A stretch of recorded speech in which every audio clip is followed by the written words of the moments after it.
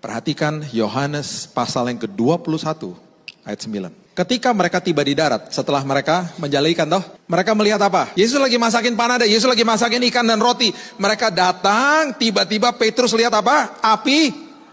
Ingat gak kira-kira sama momen ketika dia nyangkal Yesus?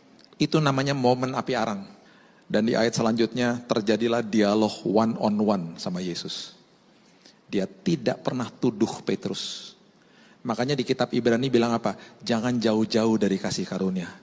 Karena ketika engkau ingat, ketika engkau memiliki momen api arang, ketika engkau ingat sama perbuatan orang yang bersalah kepadamu, atau perbuatanmu, dan engkau belum mengampuni dirimu sendiri, atau momen-momen traumatik yang terjadi atas hidupmu, jangan jauh-jauh dari kasih karunia Tuhan. Karena ketika terjadi dialog, Tuhan gak pernah tuduh Petrus. Tuhan gak pernah tanya, kenapa kamu begitu sama saya? Yang ada adalah dia cuma tanya 3 kali, kamu sayang gak sih sama saya? That's it.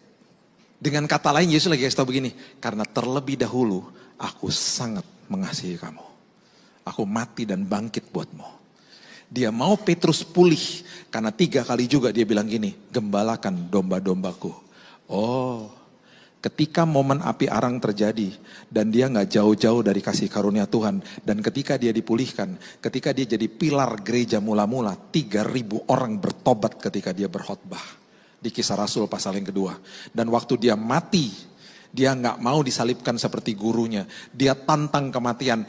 Petrus yang tadinya pengecut, dia tantang kematian. Dia bilang sama tentaranya pemerintahan Nero, dia bilang apa? Salibkan saya terbalik.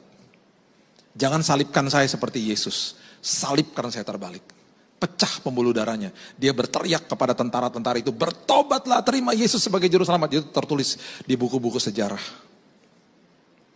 Itu Petrus. Jadi kalau ada momen api arang, ingat, Tuhan sangat mengasihimu.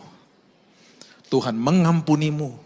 Dan Tuhan mau pulihkan semua akar kepahitan dan mungkin peristiwa yang traumatik yang terjadi atas hidupmu.